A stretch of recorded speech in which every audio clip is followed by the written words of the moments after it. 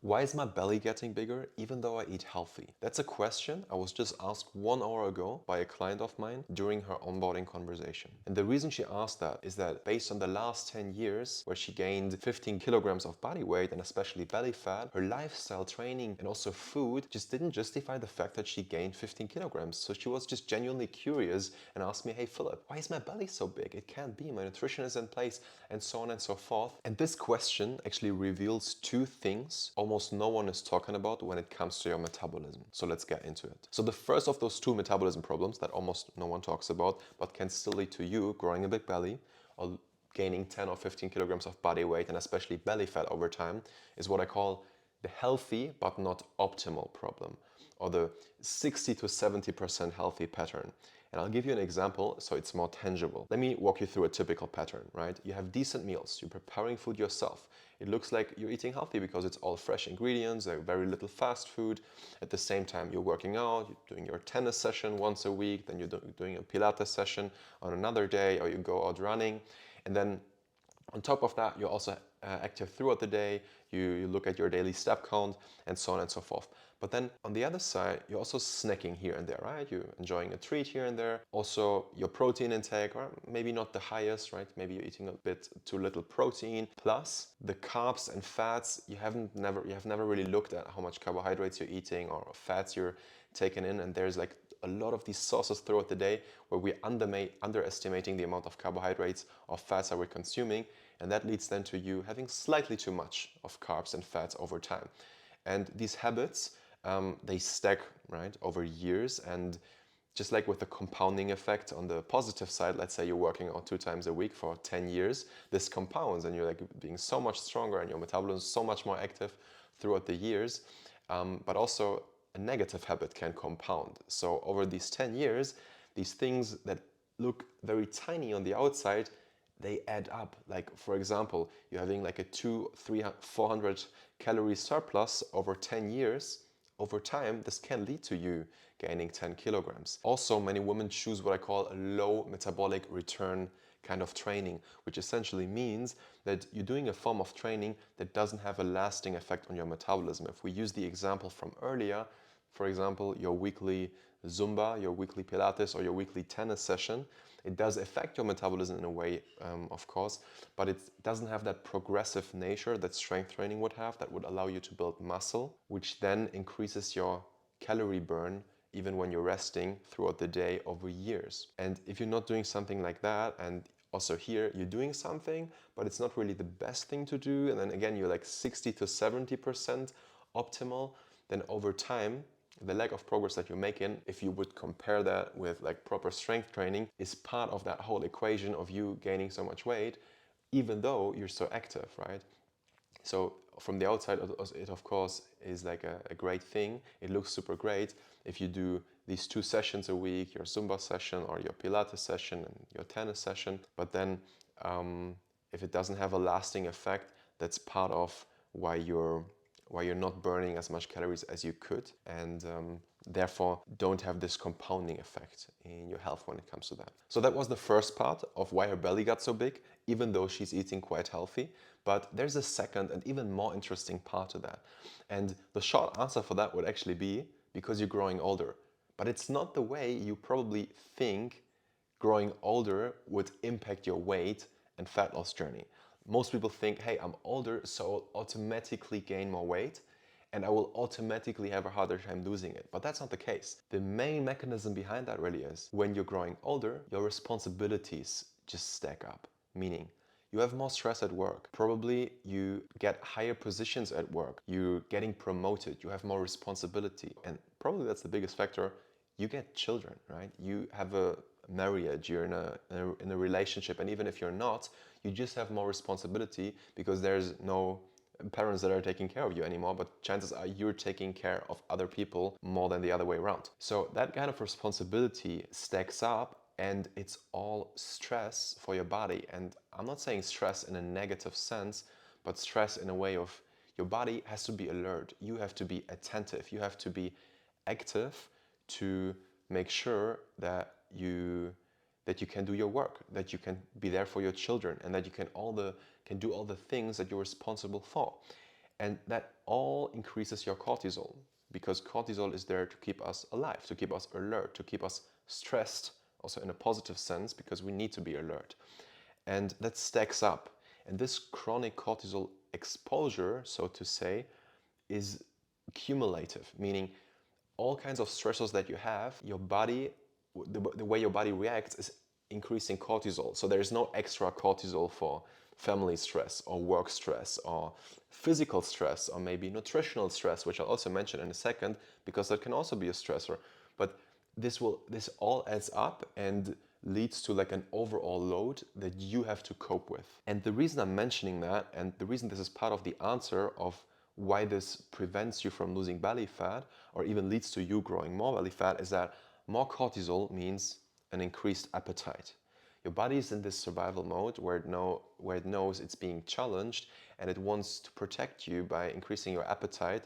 So we're essentially being safe from like a hunger perspective for the dangerous times, for the times where there might be no food and so on and so forth. We also know that more cortisol leads to an increased visceral fat storage. And for those that don't know, visceral fat is the fat that is attached to the organs, right, to the liver and so on. And that is a thing because the visceral fat is more sensitive to cortisol receptors. So that is the reason that it tends to lead to increased visceral fat storage. The next thing is that also more cortisol impairs your thyroid activity. It interacts and interferes with hormones like, for example, thyroid hormones that are responsible for a well-functioning metabolism. Meaning the more stressed you are, and especially chronically stressed you are, the worse your metabolism functions statistically. And that will lead to you having a harder time losing belly fat because your metabolism is not as efficient as it used to be anymore, or in simple terms, you're just not burning as much calories as you did before. And that's how more stress, more responsibility, and to an extent also growing older, makes it harder to lose belly fat, because for most people, and I would say like 90% of people, growing older means having more responsibilities, especially those that are taking care of a family, are very driven, they are ambitious in their careers, and so on. So that is why growing older, so to say, makes it harder to lose weight. Another key stressor that can actually stack up together with the things that I just mentioned is actually your diet, because your body can react to certain foods, which creates internal stress as well. And this is sometimes hard to grasp for people because most people still think that stress is everything they dislike or they find negative or annoying. But as I mentioned before, it's essentially everything that keeps you alert. But there's also internal things that you don't see or experience directly that can keep your body alert. One of the obvious examples would be, right, with my type 1 diabetes and allergies that I have, would be autoimmune conditions. Right? If you have like an autoimmune condition, then your body is constantly reacting to certain foods, to certain compounds in your body, and is fighting these even though they are maybe not even harmful. That's why it's also such an annoying condition. But to give you some tangible examples and things that you can actually avoid in your diet, like I'll walk you through 3 foods that will lead to more stress because they are leading to inflammation in your gut, in your body, and therefore increase stress, increase cortisol as well internally, so to say. One of the most common ones would be sugar. So generally, like eating a lot of refined sugar increases inflammation, and therefore it's just not the best thing to do. Then unhealthy fat ratios actually are also increasing inflammation. For example, if you're eating a lot of animal fats from like farm-raised animals, like you're eating pork, you're eating beef, you're eating farm-raised salmon, and these kind of things, but also a lot of dairy products and very little wild-caught fish, very little things that have omega-3s, then your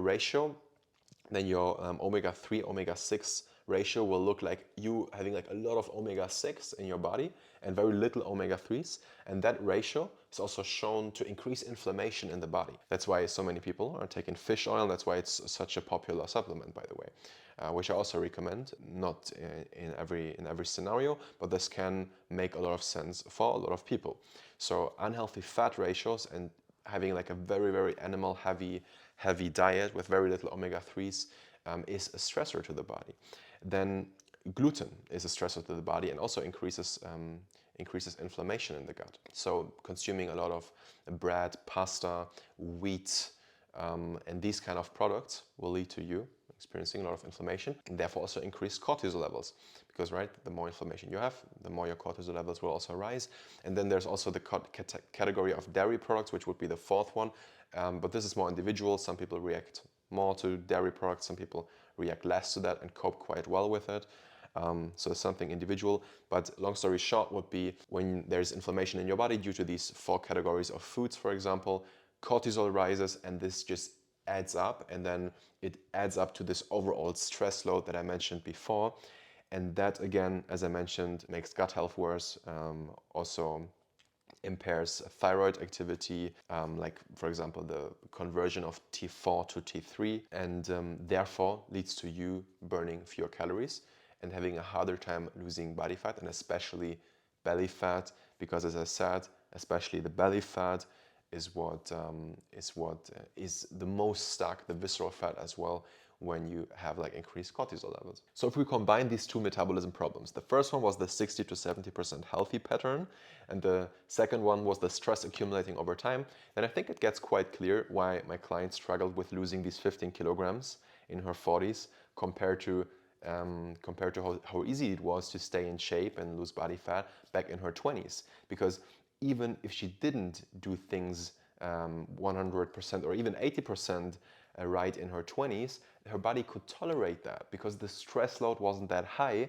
It didn't slow her metabolism down that much, and therefore she actually didn't gain any weight by maybe even having the same or maybe even worse habits. At the same time, a lot of times we're more active in our 20s because we're not having a full-time job, maybe still studying, right? So activities is higher. Another part, and that's actually something that actually has to do with age itself, is growth hormone levels. So a big part of your resting metabolic rate, right? Your metabolism or your basal metabolic rate throughout the day and how much calories you're burning is also your growth hormones. And when you're younger, you have more growth hormones. Therefore, when you're growing older, also I have to mention that a lot of people actually keep quite high growth hormone levels when they're aging. So it's not something that's true for everyone, but statistically growth hormones will obviously decrease because your body's not growing anymore. And therefore you have like less metabolic flexibility, or like just a slower functioning metabolism. And then if you have like some aches and pains here and there, you might not be loading your body that much in your training anymore, which also leads to you stimulating your metabolism less and therefore burning fewer calories, like losing muscle mass and so on. So these things really stack up. The stress accumulates, the habits accumulates, and when you have like 10, 15, 20 years of compounding of, even if it's just like 20, 30% bad habits, then this just stacks up over time and can definitely lead to you like growing a big belly, even though you're not that far off with your routine. Now, how do we fix this? First thing, I can't give you any specific recommendations now based on, of course, your macronutrients because I don't know you. But generally, starting off with a proper protein intake helps a lot of people a lot already. For example, depending on how much you're working out, you should be taking in like 1.5 to 2 grams of protein per kilogram of body weight at least. So let's say, for example, you're doing 2 strength training sessions a week, and on top of that, you're doing another training session. You should, when you weigh, for example, your body weight is 70 kilograms or your goal weight is 70 kilograms, at the moment you may be 80 or maybe you're 90, but your goal weight is 70 kilograms, then you should be consuming 140 grams of proteins, which is 2 grams per kilogram of body weight if you're working out 3 times a week. Another thing to watch is not consuming excessive fats. So just watch your fat intake, and some common pitfalls is eating things you think are healthy but actually have quite a lot of fat. And an example for that would be granola, right? Or using a lot of oil on salads, or using oil to do like a stir fry when you're like using your pan when you're preparing foods. Just watching your fat intake, but then also, right, having seemingly healthy foods and just the fat stacking up. A common example would be, okay, I make like a healthy salad and I have like some feta cheese, I add some walnuts, I add some olives, I add some olive oil, I add some, right, mozzarella, and so on and so forth. These are all fat sources. So right, with the foods that you just like to eat, if you just check them once, if it's like a pre-packaged food, just check the back of the package, like how much fats does that have, right? Or you can also check it online, just being aware of things, of the fat content in your foods, so that you're not overeating fats. And then carbohydrates is something too individual, so I won't give you like any specific guidance on that. But also in the previous podcast I already walked you through ranges of how much carbohydrates you should need, so you can check the previous episodes on that. But that requires like too much context to just give you a specific tip on that. The second thing to watch is strength training. So instead of just doing the things you enjoy, which you should definitely continue to do, also implement some strength training. So next to your Pilates, Zumba, whatsoever class, do strength training. And in short, the idea is just increasing weight session by session, getting stronger over time, and focusing on what we call compound movements, meaning like more complex movements like squats. Later on, when you're prepared for that, deadlifts, split squats, like working on your legs and doing, not just working on like the machines at the gym, but doing actual strength training with barbells, with dumbbells, and so on. And then actually tracking your weight and getting stronger over time. That would be like the short answer on how you should like look at your strength training. 2 to 3 sessions a week, do it like 40 to 50 minutes, something like that, and that then over time helps you to increase your metabolism without stressing your body more and without necessarily adding more chronic or increasing your cortisol levels chronically even more over time. And then the last one I would like to mention here, because one of those 3 key things would be sleep, right?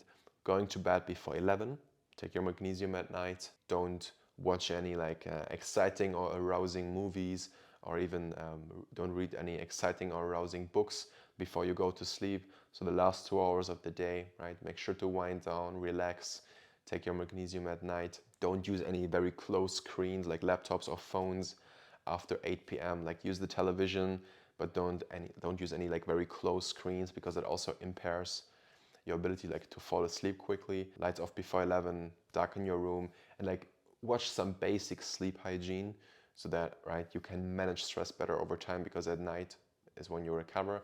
That's a game changer. So make sure to check that. Bottom line is, if your belly fat increases, don't just look at cutting calories. That's of course part of the equation, the amount of foods, the caloric intake, your proteins, the macronutrients, but also check the stressors that you have in your body. Because again, these stressors are the reason that right now, in your late 30s, 40s, 50s, it's harder to lose belly fat compared to when you were in your 20s. That's when your body was more forgiving. So check these stressors, make sure to manage stress better by doing proper training, having a proper protein intake, proper sleep, and removing also the nutritional or dietary stressors I mentioned, including the gluten, right, the dairy, the unhealthy fats and sugar, so that you can reduce that chronic cortisol load and you're having an easier time losing the belly fat. It's not just the discipline, but also you're like using a smarter approach. If you found any of this helpful, it would mean the world to me if you shared it with a friend, if you scrolled up, subscribed to the podcast, and also gave me a rating. And I'm looking forward to the next one.